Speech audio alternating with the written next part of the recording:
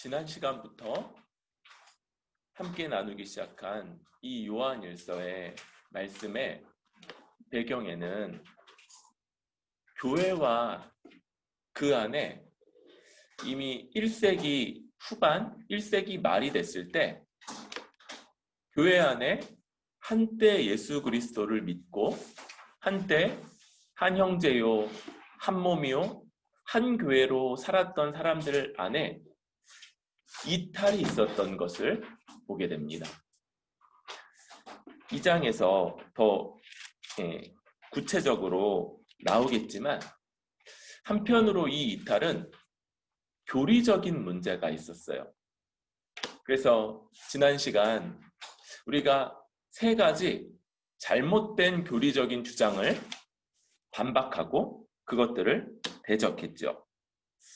그것들은 어떤 것이었냐면 하나님과 사귐이 있다 하면서 하나님과 사귄다, 하나님과 함께하고 나 하나님의 백성이다 하면서 지속적이고 반복적으로 어둠 가운데 거하면 그것은 거짓이다, 그것은 있을 수 없다 라고 말했죠. 또 나는 한 번도 죄를 짓지 않았다, 이런 주장들이 역시 거짓이며, 또 난 전에 죄를 지었었지만 이제는 더 이상 죄를 짓지 않는 존재가 되었다, 이것도 역시 진리를 대적하는 거짓 주장들이 되었다라고 할 수 있습니다. 그런데 이런 진리의 문제와 함께 교회 안에서 이탈하는 문제들이 생기는 거예요. 그러면서 한때는 우리와 같은 한 몸이라고 여겼던 사람들의 이탈을 교회가 어떻게 받아들여야 하는 것인가, 이 충격, 혼란 속에 있는 교회를 향해서 요한은 진짜 하나님과 사귀는 자, 진짜 하나님과 교제하는 자, 다른 말로 하나님을 아는 자들의 특징을 지난 시간에 빛과 빛 가운데 거하는 자, 그래서 죄를 인식하고 죄에 대해서 깨달으면서 그러나 그 죄에 함몰되지 않는 그런 사람들이 첫 번째 특징으로 제시되었죠. 오늘 우리는 하나님과 사귀는 자, 하나님을 아는 자의 두 번째 특징, 그것들을 더 오늘 말씀 가운데 주로 보게 됩니다.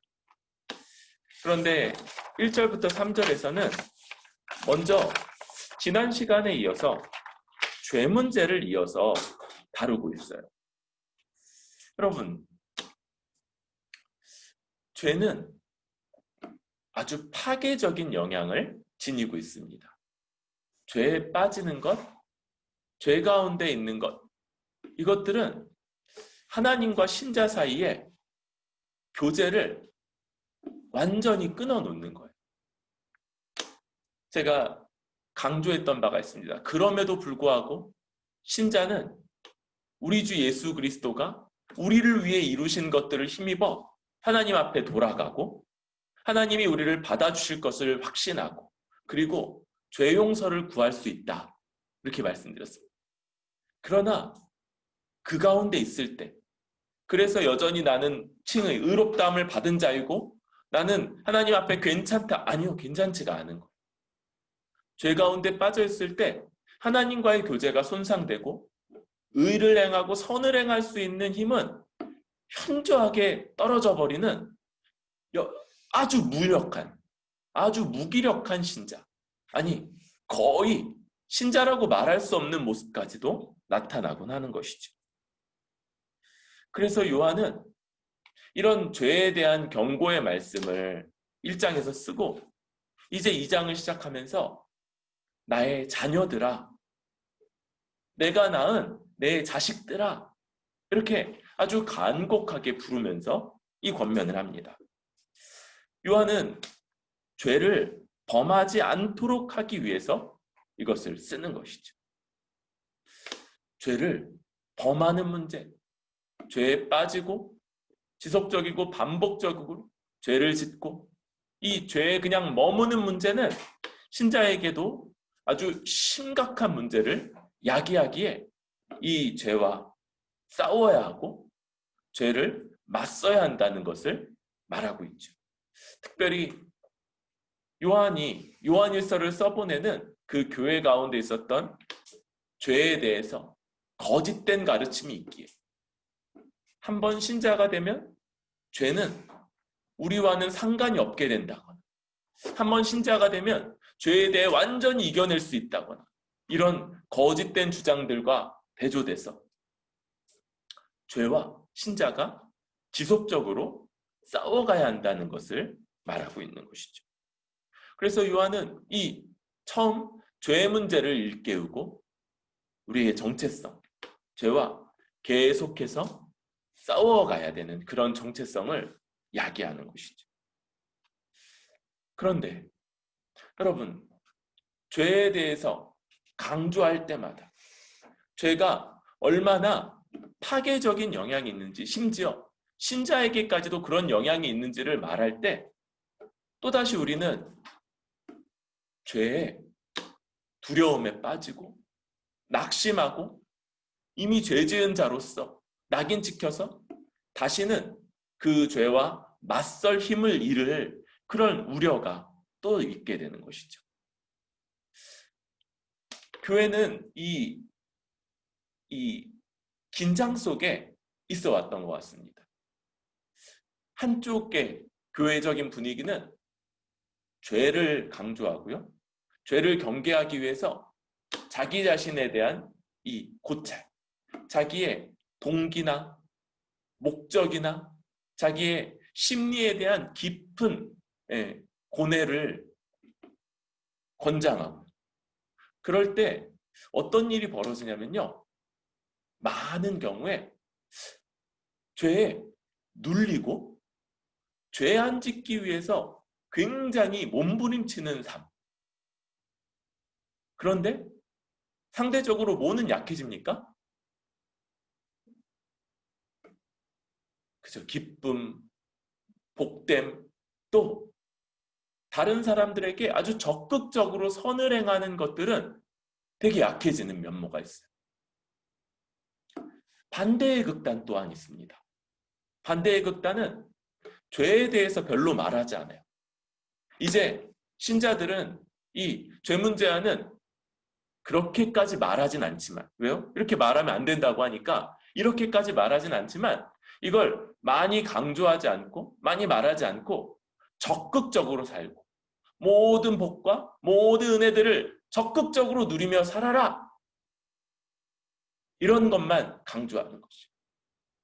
그래서 기쁨과 보람과 또 사회 참여 이런 것들을 적극 권장하지만 그러나 다른 한편으로는 이 어둠의 문제, 신자와 신자의 삶의 능력이 되는 하나님과의 교제를 가로막고 이것을 거의 끊어버리기까지 하는 이 죄 문제의 위험과 또 그 강함을 많이 간과하는 이런 모습들을 보이는 이 양극단 가운데 우리는 이 양쪽을 다 바라보면서 균형을 지켜가야 하는 것이죠. 그럴 때 죄가 여전히 우리에게 중대한 문제고 죄와 맞서 싸우고 죄를 별것 아니라고 말할 수 없다는 것. 죄에 빠질 때 하나님과의 교제가 끊어지며 하나님 앞에서 우리의 신자로서의 능력이 현저하게 약화된다는 이 사실. 그런데 어떻게 이런 것들을 다시 강조하면서도 패배주의와 또 지나친 자기에 대한 고찰과 자기중심적인 이런 것들에 빠지지 않을 수 있습니까? 오늘 말씀은 죄가 아주 중대하다. 그리고 곧바로 이어서 그런데 만일 누가 죄를 범하여도 아버지 앞에서 우리에게 대언자가 있다는 것으로 넘어가는 것이죠. 여러분, 우리는 죄에 대해서 고민합니다. 그런데 그리고 죄를 인식할 때 죄를 인정하게 될 때 거기에 완전히 빠져서 낙심하는 자가 아니오. 우리에게 이 죄와 어떻게 싸워낼 수 있을지 고민하고 근심하고 그러다가 이 죄의 강대한 영향력에 미쳐서 그 앞에 무너지는 자가 아니라 우리는 우리에게 있는 죄를 발견할 때 눈을 들어 우리에게 있는 대언자를 바라보는 사람들이죠. 여기 이 대언자라고 써 있는 이 말은 파라클레토스라는 단어이고요. 보혜사, 예전에는 보혜사라고도 번역됐던 그런 말입니다. 이 보혜사라는 말이 한자어예요, 한자어. 근데 이게 이제 어떤 거냐면, 보가 이 한자, 우리 이성도님이 계시면 더 잘 아시겠지만, 빠오, 후이, 실 이렇게 해가지고 음을 비슷하게 맞춘 단어입니다. 음을 따라가는 거예요. 파라클레토스, 빠오, 후이, 실 뭐 비슷한가요? 그러면서 은혜를 누리도록 도와주는 분 이렇게 했는데 뭐 해석은 뭐 대충 비슷하게 맞춘 거죠. 이 역할은 법정에서 죄인 옆에 서서 그를 대신해서 말해주는 한마디로 변호사입니다. 변호사. 그러니까 지금 하나님의 법정이 펼쳐져 있는 거예요. 뭐 어떤 걸? 우리가 지은 죄를 둘러싸고. 그런데 우리가 혼자 그 앞에 서 있는 것이 아니라 우리 옆에 변호사가 함께 계시고 그분이 의로우신 예수 그리스도이십니다. 세상의 변호사들은 어떻게 하냐면요.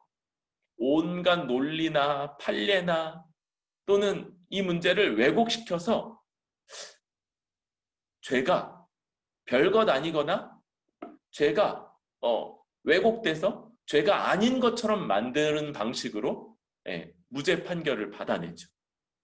그런데 우리 변호사는 그런 불의한 분이 아니십니다. 이분은 의로우신 분이세요.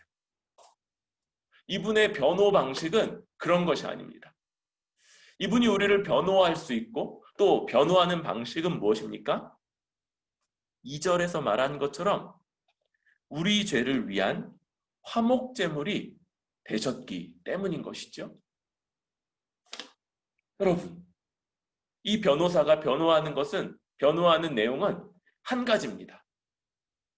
이 사람에게는 죄가 없습니다가 아닙니다. 이 사람에게 있는 죄, 그 대가를 아버지요, 제가 다 치렀지 않습니까? 더 이상 그가 스스로 치러야 될 대가는 남아있지 않습니다. 라는 바로 이 변호인 것이지요. 그리고 그분이 치른 대가는 얼마나 큰지 우리의 죄를 겨우 덮을 만한 정도가 아니라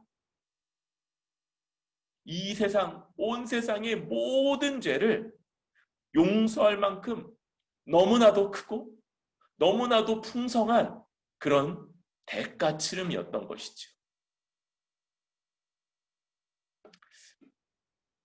요즘에는 이 아이들이 엄카 이런 거 있죠? 아이들한테 현금을 맡기기가 좀 위험하니까 엄카, 엄마 카드 가지고 가면 아이들이 이제 제일 이렇게 든든하게 쓸 수 있죠. 근데 이제 저 어렸을 때는 그러진 않았던 것 같습니다. 카드가 그렇게 막 널리 쓰이지 않았죠. 그래서 어떤 일들을 좀 하셨냐면 이제 가까이 또 친분이 있는 구멍가게나 슈퍼마켓 같은 데다가 부모님들이 먼저 얼마의 돈을 내놓으시는 거예요. 그리고 나서 우리가 없을 때 우리 아이가 오면 이 돈 안에서 간식 같은 거 이런 것들을 사가게 해주십시오라고 먼저 얘기해 놓는 겁니다. 그리고 필요하면 그 가게에 가서 먹고 싶은 것들을 가지고 와서 그러면 됐어, 그거 가져가, 그래 다음에 또 와라 이렇게 인사하며 돈이 없어도 얼마든지 그걸 가져갈 수 있는 거죠. 지금 우리 주님께서 죄 문제가 작은 것이 아닌데, 죄 문제는 여전히 우리에게 크고 중한 것이지만, 그럼에도 불구하고 그 무게, 그 중압감, 그 권세 아래 우리가 짓눌리지 않을 수 있는 이유는 그것, 우리 주님께서 이미 다 대가를 치르신 죄라는 것을 기억하고 의지하는 것입니다. 우리는 우리 죄를 간과할 수 없죠. 그러나 동시에 우리가 우리 죄지었음을 인식할 때마다 우리는 바로 여기서 보여주고 있는 이 하늘 법정을 생각하는 것이죠. 의로우신 하나님이 재판장으로 앉아 있지만 우리 옆에 우리 주님께서 함께 계셔서 아버지여, 내가 이 사람을 위해 모든 대가를 다 치르지 않았습니까? 더 이상 그에게는 치를 대가, 죄의 대가가 남아있지 않습니다 라고 우리를 변호해 주시는 그 말씀을 들으며 우리는 주님 앞에 다시 회복되어서 다시 싸울 수 있는 이 힘과 용기와 위안을 얻는 사람들인 것이지요. 여러분, 우리는 그래서 다시 죄와 싸웁니다.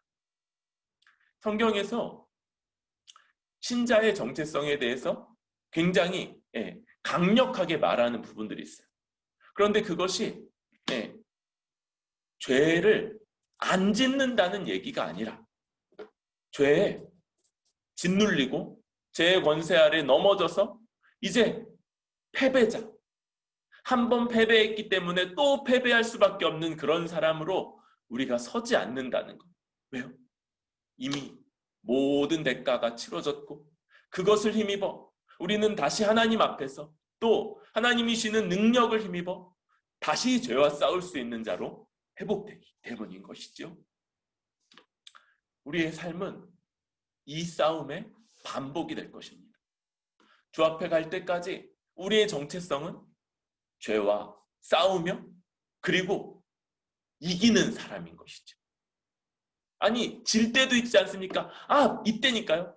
그런데 우리가 지자마자 벌어지는 일이 뭡니까? 우리는 눈을 들어 하나님의 법정과 거기서 우리의 이 의로운 변호사의 변호를 듣고 그리고 감사와 또 회복됨으로 다시 이 출발선상에 서기 때문에 우리의 정체성은 죄에 지는 자가 아니라 죄와 싸우는 자요, 죄와 싸워 이기는 자인 것을 기억하고 나아갈 수 있기를 바랍니다. 이것이 죄가 아무것도 아니다, 이제 신자는 더 이상 죄를 짓지 않는다라는 거짓된 주장, 비현실적인 주장에 빠지지 않는 길이며 동시에 이 죄의 무게에 눌려서 짓눌리고 낙담하고 그리고는 다시 죄와 싸울 용기를 얻지 못하는 그런 자들이 아니라 분명히 죄의 위험성과 파괴력을 인정하지만 그러나 넘어질 때마다 다시 주님의 변호로 회복되어서 언제나 출발선상에 다시 서서 또 싸우는 그런 사람들이기에 우리가 가질 수 있는 정체성이요 또 견고한 기반인 것이지요. 이렇게 우리는 반복적으로 죄 가운데 넘어졌다가 다시 서서 그 죄와 맞서는 이런 정체성을 회복하는 사람들입니다. 이게 이렇게 다시금 회복되고 다시 회복될 수 있는 것, 이것이 왜 그렇게 중요하냐면 바로 이어지는 두 번째 문제, 바로 계명을 지키며 사랑하는 문제와 연결되어 있기 때문인 것이지요. 4절은 그를 아노라 하고 그의 계명을 지키지 아니하는 자는 거짓말하는 자요 진리가 그 속에 있지 않다고 말합니다. 우리가 먼저 어둠 가운데 지속적으로 반복적으로 거하면 하나님을 안다, 하나님과 사귄다 하는 게 거짓말이다라는 첫 번째 분별하는 요소를 나눴었죠. 오늘 두 번째는 계명을 지키는 것입니다. 계명을 지키는 것. 우리 하이델베르크 문답을 통해서 지금 10계명의 내용들을 배우고 또 이 내용들이 어떤 내용인지를 하나하나 되새기는 그런 과정 가운데 있게 되죠. 하나님이 우리에게 주시는 계명, 이것은 바로 옛날부터 우리에게 주어졌던 계명, 곧 10계명을 기초로 하고 있다고 할 수 있습니다. 10계명, 우리 이미 말씀 사경회를 통해서 함께 많이 나누었지만 또 이제 2년여 시간이 가까워지면서 많은 것들이 우리 머릿속에서 또 사라졌죠. 10계명은 총 10개로 짜여져 있고요. 그것은 1계명부터 4계명까지, 오늘 우리 하이델베르크를 통해서 4계명을 다루었는데 4계명까지는 하나님과 관계된 계명이라고 할 수 있습니다. 그리고 그 요약은 하나님을 사랑하라 하죠. 6계명부터 10계명은 우리의 이웃과 관련된 계명이라고 그렇게 정리합니다. 그리고 역시 그 계명의 요약은 내 이웃을 사랑하라, 내 이웃을 내 몸과 같이 사랑하라 라는 말씀으로 그렇게 요약이 돼 있죠. 우리 이 계명과 관련된 것도 뭐가 있습니까? 그 뒤에 이 계명과 10계명이 먼저 주어지고 이 10계명을 따라 나온 율법이 있게 되죠. 그런데 이 율법은 이 10계명을 시대나 또 상황이나 환경에서 구체화시키는 그런 계명들이라고 할 수 있습니다. 그러니까 10계명은 변합니까? 안 변합니까? 10계명은 안 변해요. 그런데 이 10계명을 구체화하는 율법들은 어떻게 됩니까? 변하게 되죠. 그래서 출애굽 직후에 시내산에서 모세를 통해서 이 율법이 이스라엘 백성에게 한 번 주어지고요. 뒤에 가면 신명기 5장에 가면 또 한 번 모세를 통해서 가나안 땅 입성을 목전에 둔 출애굽 2세대, 출애굽을 직접 한 세대들은 하나님께 범죄함으로써 40년간의 광야 생활에서 다 죽어갔고요. 이제 그 후손들이 가나안 입성을 앞둔 시기에 그들을 향해서 모세가 한 번 더 10계명을 이야기하고 그리고 거기서 율법을 주는데요. 거기서는 약간 달라지는 부분들이 있다고 그랬죠. 왜? 가나안 땅에 들어가면 생활 환경이나 또 그들의 상황이 조금 달라지기 때문에 그러한 것이죠. 이런 방식으로 10계명은 영원토록 변함없는 하나님의 뜻을 우리에게 전달해 준다고 할 수 있고요. 그 요약은 하나님 사랑과 이웃 사랑이라고 할 수 있습니다.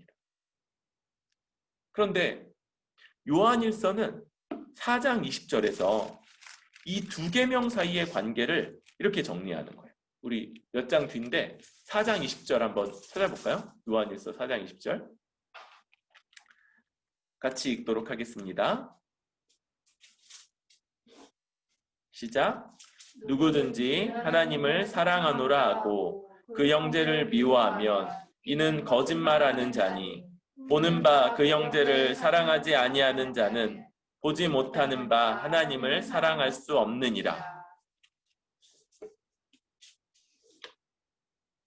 이 두 계명은 보는 바 형제를, 내 이웃을 사랑하는가 이것으로 나타나는데, 왜냐? 보이는 형제조차 사랑하지 못하는 자는 보이지 않는 하나님 사랑할 수 없는 자다라고 규정하고 있는 것이죠. 그러니까 이 모든 계명들이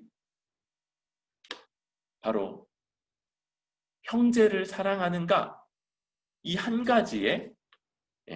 가지로 다 요약되고 모아진다라고 할 수 있습니다. 여기 요한일서에 그 형제를 미워하면 이렇게 나오는데 이 미워한다 이렇게 이런 거 있잖아요.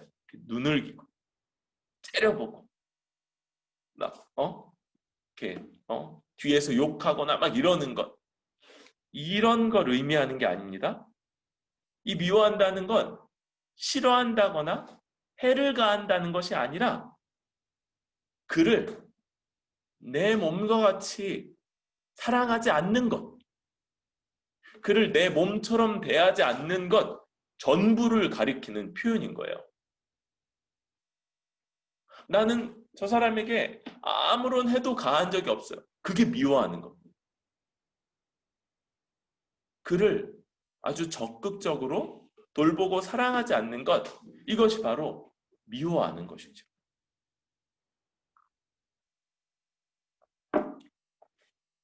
그러면서 요한은 이것을 옛 계명과 새 계명이라는 구도로 설명을 해내죠. 시내산에서부터 하나님의 백성들이 처음 있을 때부터 이것은 모든 이스라엘 백성들에게 주어졌던 하나님의 뜻이고 하나님의 계명이었습니다. 그런데 뭐가 문제가 됩니까?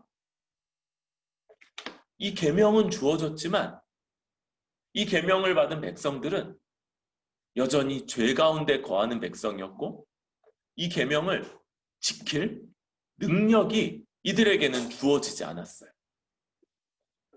그래서 이들은 결국 이 십계명에 의해서 십계명을 지켜내고 십계명을 만족시키고 그래서 하나님이 주시는 복된 나라에 계속 거하지 못하고 오히려 이 십계명과 율법에 의해서 정죄를 받고 율법을 범한 자, 곧 하나님을 대적한 자로 그들은 그 나라 백성 될 자격을 잃어버리고 포로로 끌려가고 이것이 몇 번 반복됐으며 결국 예수님이 오셨을 때 예수님의 이런 정죄조차 거부함으로써 완전히 그 나라 백성 될 자격을 잃어버리게 되죠.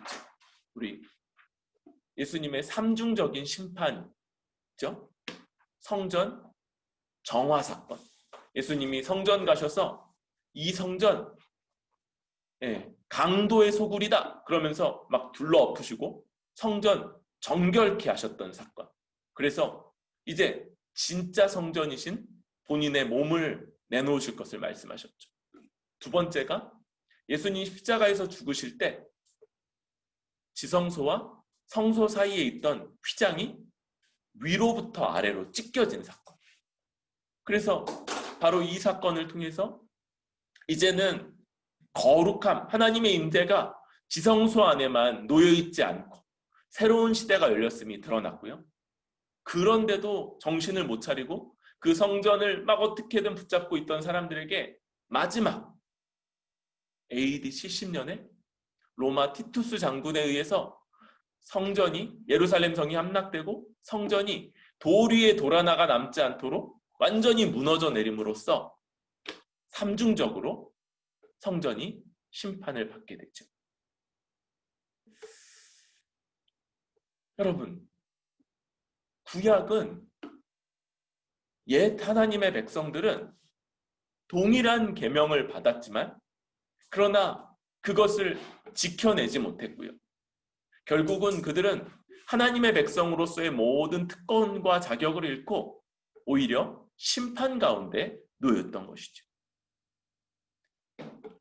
그런데 오늘 말씀은 이제는 달라졌다는 것을 말합니다.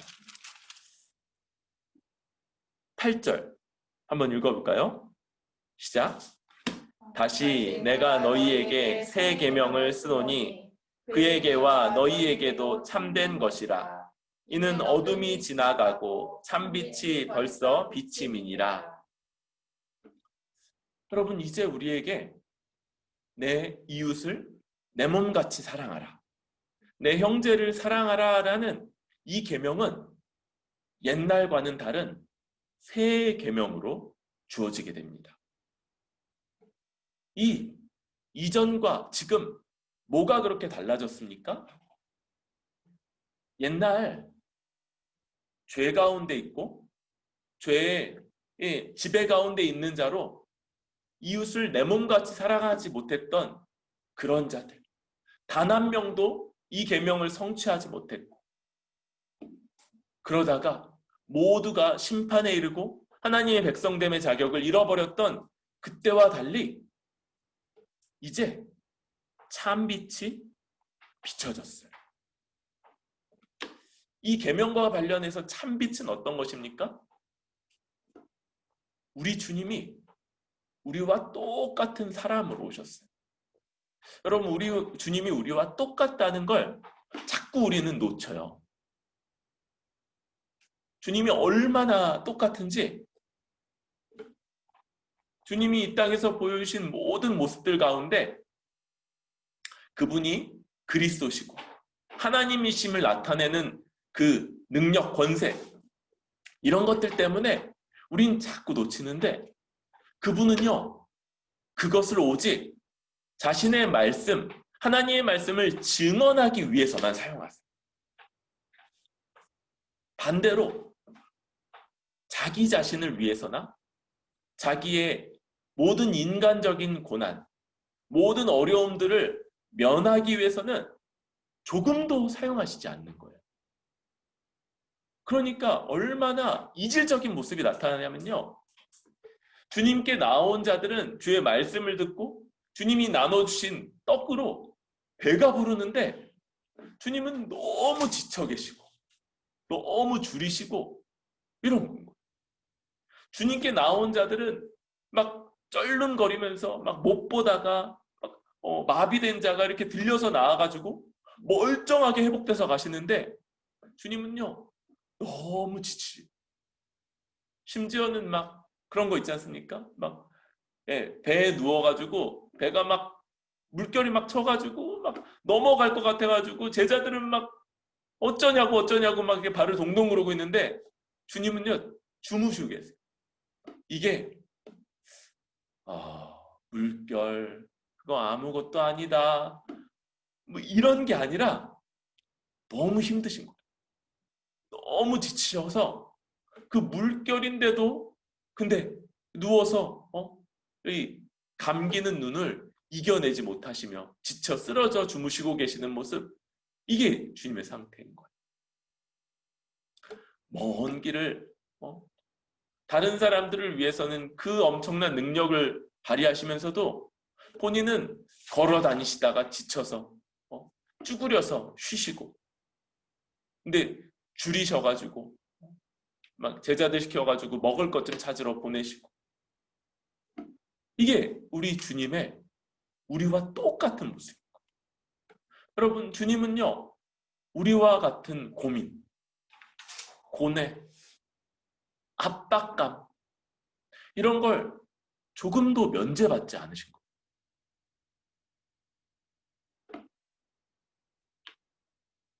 그런데 그 주님이요 우리와 그렇게 똑같은 인간으로, 그분이 말씀 전하는 것과 기적 베푼다는 것 그거 잠깐 빼보세요. 잠깐.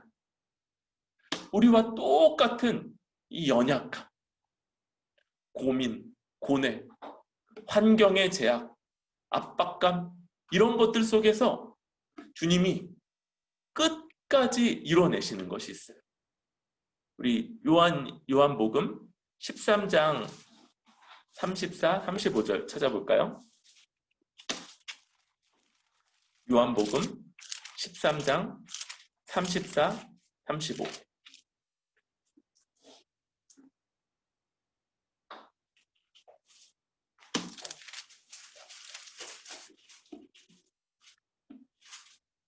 같이 읽겠습니다.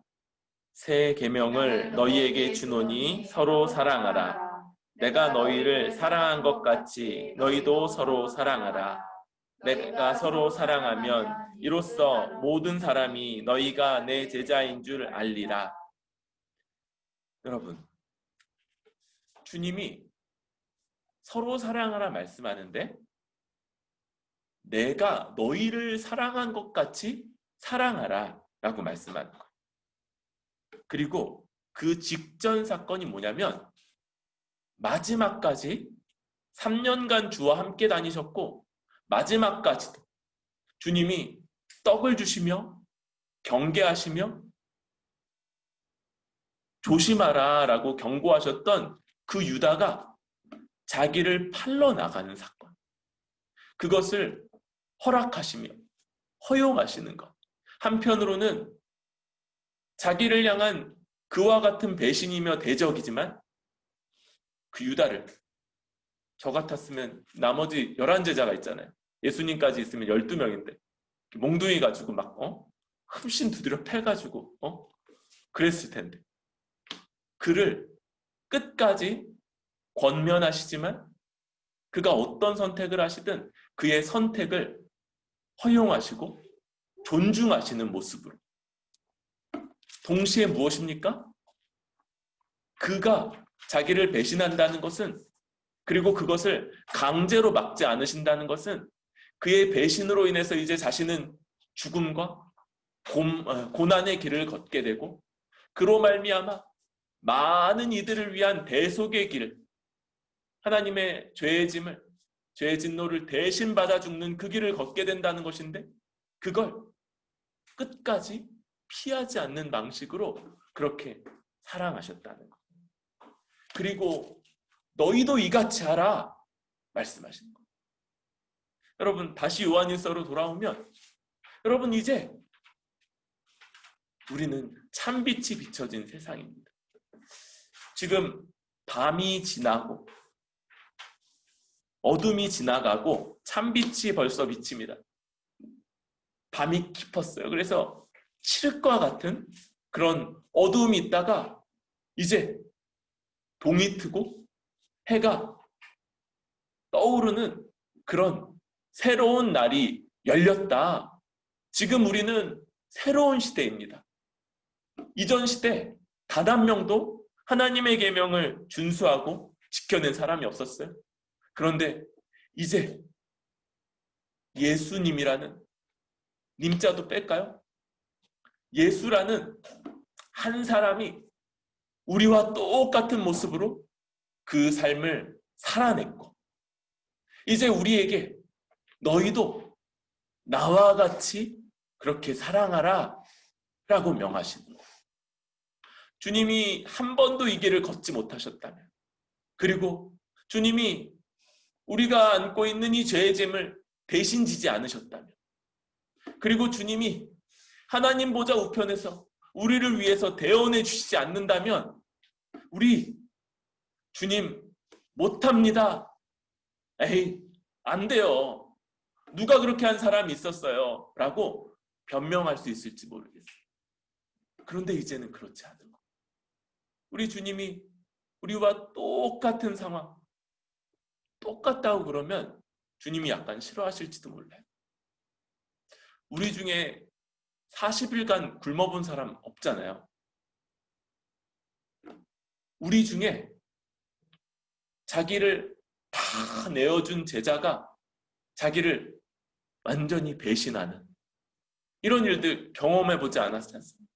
아니, 우리는 누구한테 돌 맞아도 맞아, 내가 저 사람한테는 아니어도 그래 다른 누군가에게 돌 맞을 만한 짓을 한 적이 있지, 이렇게 자책할 만한 사람들인데 그러지 않은 분, 정말 아무에게도 너희 중에 죄 있는 자가 먼저 돌로 치라, 나는 그렇게나 말할 만큼이나 죄가 없다는 이런 주님이신데, 그런 주님이 우리 대신에 이 억울하고 원망스럽고 또 모든 죄의 짐을 지는 이 고통의 길을 앞서 걸으셨는데 우리는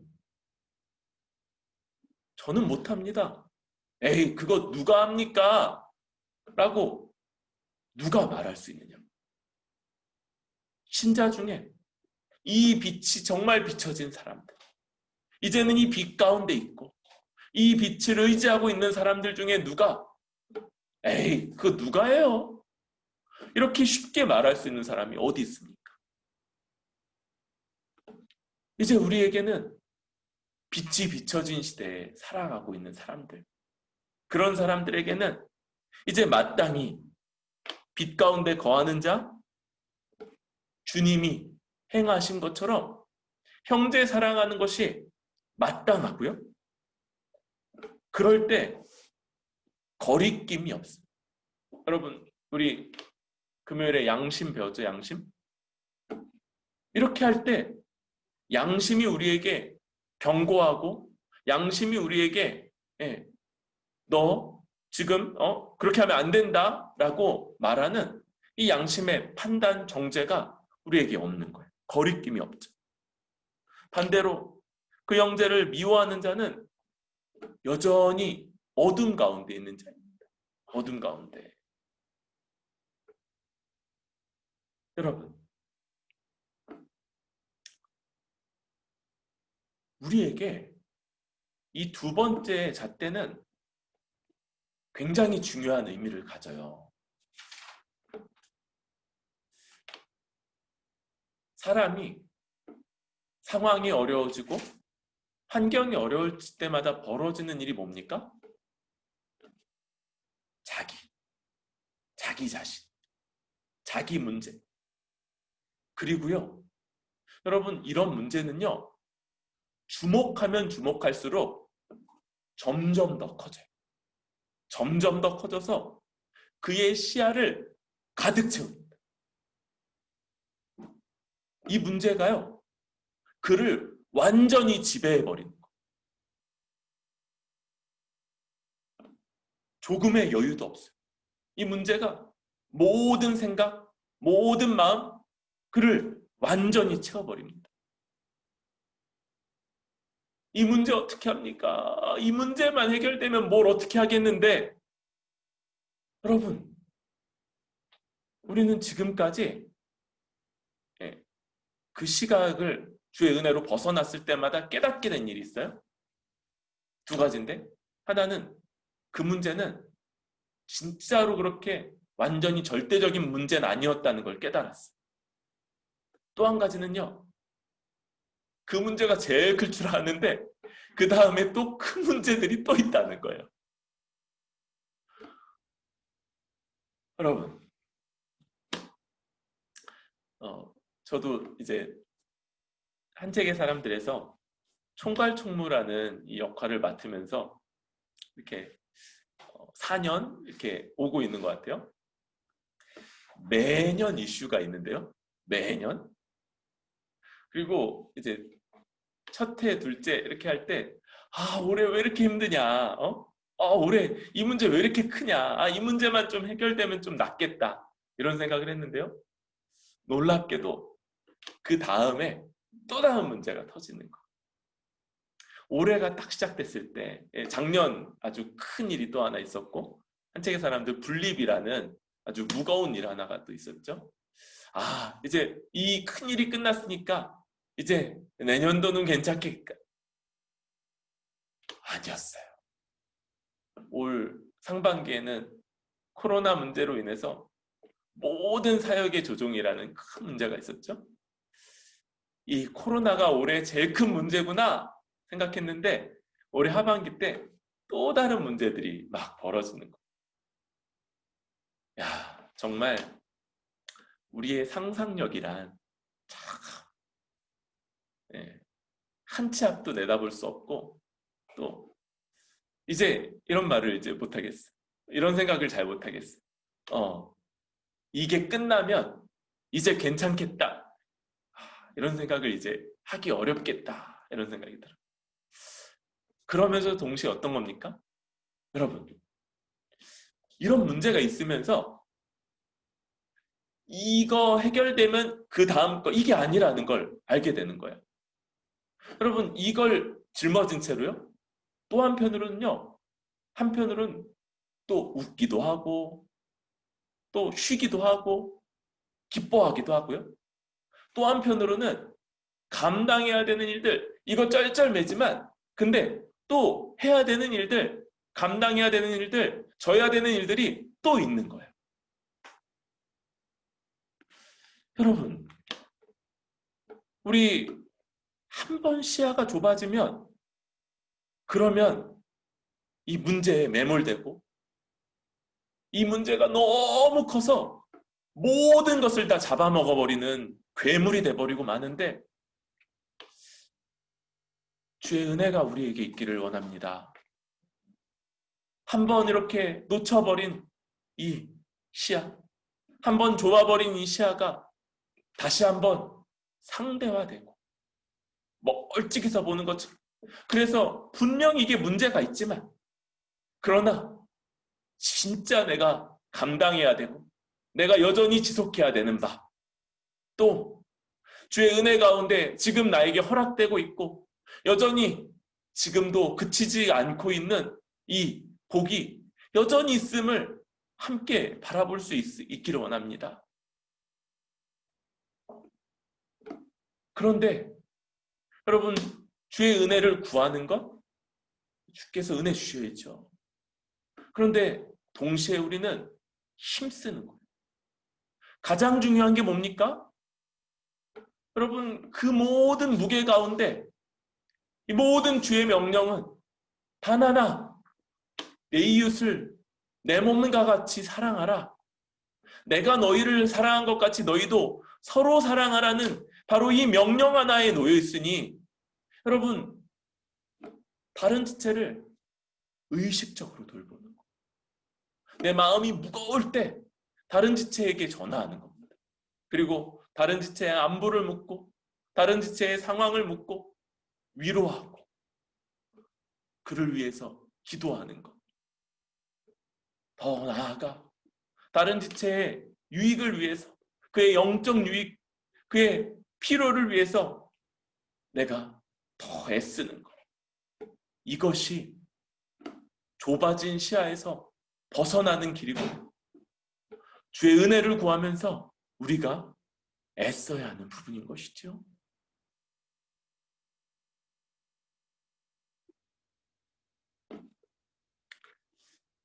오늘 말씀은 이러한 관점과 함께 이제 다시 한번 신자를 부르면서 그 말씀이 이어집니다. 요한이 신자를 부르는 호칭을 세 가지를 이렇게 번갈아 가면서 쓰고 있어요. 12절에 보면 자녀들아 이렇게 부르고요. 13절에는 아비들아, 또 청년들아. 14절에는 아이들아, 아비들아, 그리고 청년들아. 이렇게 반복해서 이 부르는 호칭을 사용하죠. 아니, 이 장을 시작하면서부터 나의 자녀들아 라고 불렀죠. 여러분, 요한이 이런 권면을 쓰는 것들이 그들을 향한 참 깊은 사랑과 애정, 이것 가운데 쓰고 있다는 것이 나타나죠. 그러면서 자녀나 아이들, 또 아비들, 청년들, 언뜻 보면 연령에 따른 분류 같기도 하지만 그냥 연령만은 아니라 신앙적 성숙과 관련되어 있는 그런 것들이라고 여겨져요.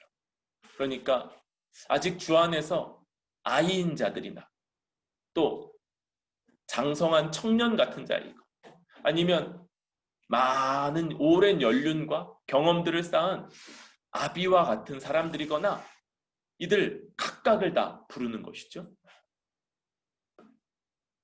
그런데 내용이 조금씩 다르죠.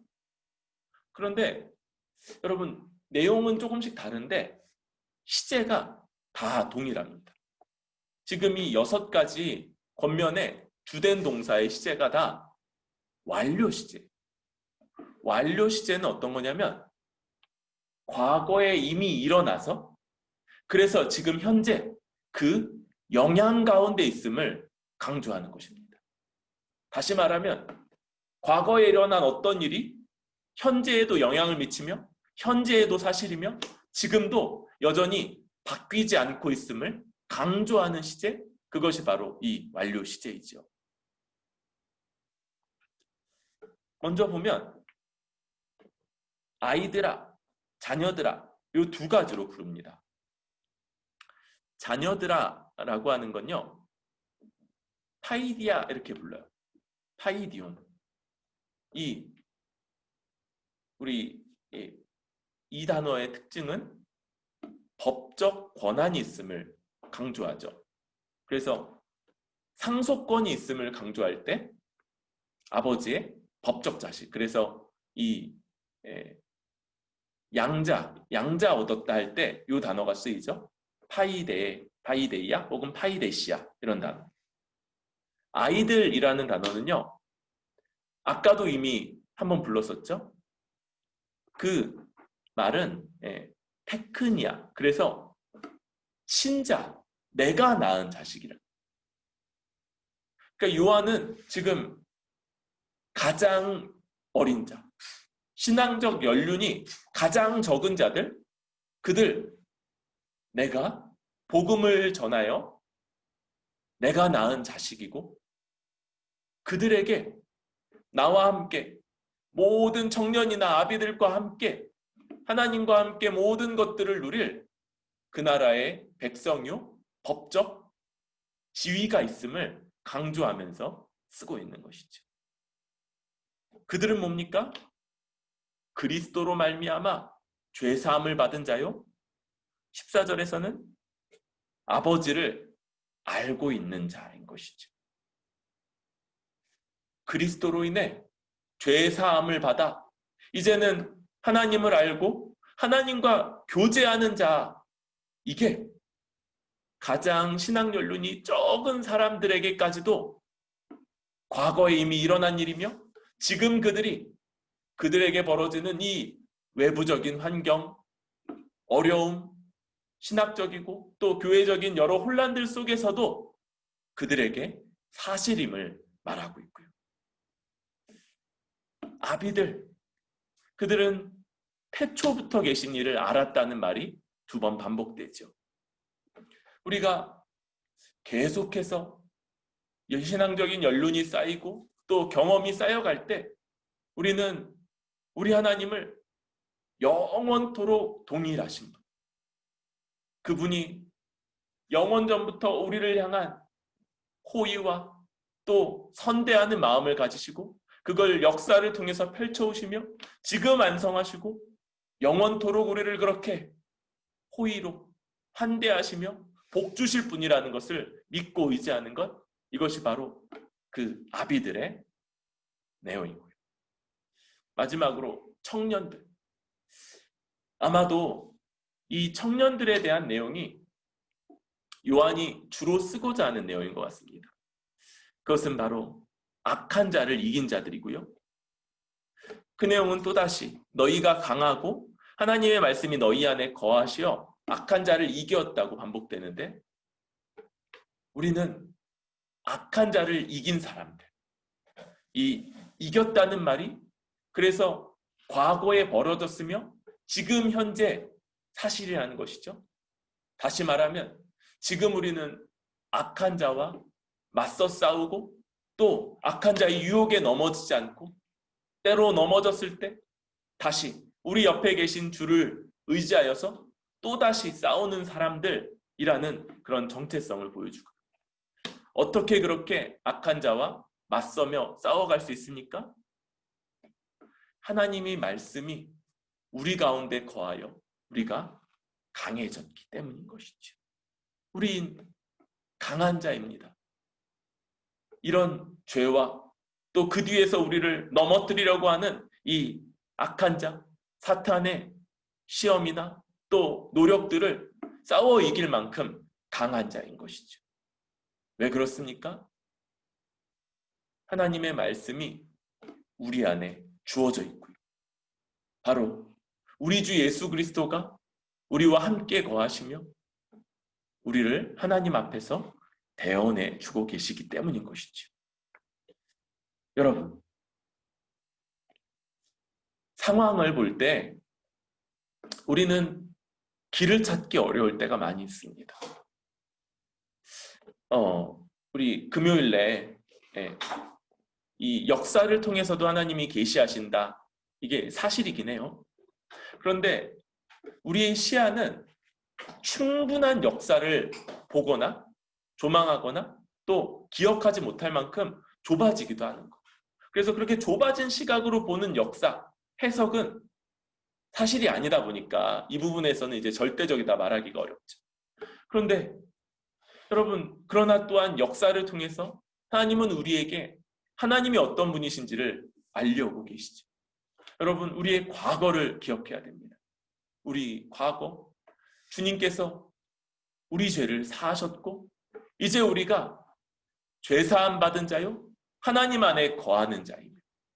우리는 계속해서 변치 않는 하나님, 영원히 동일하신 하나님의 은혜와 사랑 가운데 있고 지금도 여전히 조금도 약화되지 않은 그 사랑과 은혜 가운데 있으며, 그래서 지금 강한 자로 하나님의 말씀이 우리 가운데 거하며 그 우리를 향한 모든 유혹과 대적과 맞설 수 있는 자, 악한 자를 이긴 자라는 것, 이게 우리의 정체성인 것, 이것을 기억해야 하는 것이죠. 여러분, 요한이 요한일서를 써보내는 그 시대나 지금이나 우리는 여러 가지 신학적이고 또 교회적인 그런 문제와 어려움들, 또 세상적인 이 상황들 가운데 서 있습니다. 가장 먼저 우리 주님, 우리와 똑같은 인간으로 이 땅에서, 아니 우리보다 모진 환경 속에서도 이 땅을 살아내셨으며 끝까지 우리를 사랑하셨던 주님을 기억할 수 있기를 바랍니다. 그리고 그 주님이 우리를 도우시며 우리를 인도하셔서 지금 우리와 함께 하시고, 지금 우리가 시야가 좁아져서 바라보지 못하고 있을지라도 이미 과거 우리에게 주어졌던 우리의 정체성이며 우리를 향해 베풀어졌던 것들 하나님이 이미 주셨어요. 그거 다시 빼앗아 가시는 일이 없어서 지금 여전히 우리 것이라. 지금 우리 눈을 가로잡고 우리 눈을 가로막고 있는 이 모든 문제들, 그것과 함께, 그러나 우리에게 맡겨지는 사명이 있고 또 우리에게 주어주고 있는 복이 있으며 우리에게 베푸시는 모든 은혜들로 능히 감당할 수 있음을 믿음으로 고백하는 우리 뿌리 깊은 교회 되기를 바랍니다.